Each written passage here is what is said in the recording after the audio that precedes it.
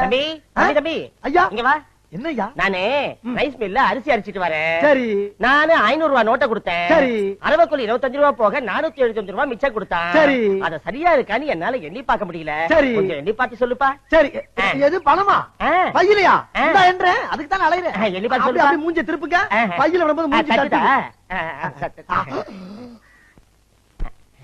ஆமா ஐயாவுக்கு எந்த ஊரியா? காரக்குடி. பொண்டாட்டி எத்தனை? எத்தனை? ஒண்ணு. ஒரு பொண்டாட்டி வச்சே காலம் தள்ள முடியல.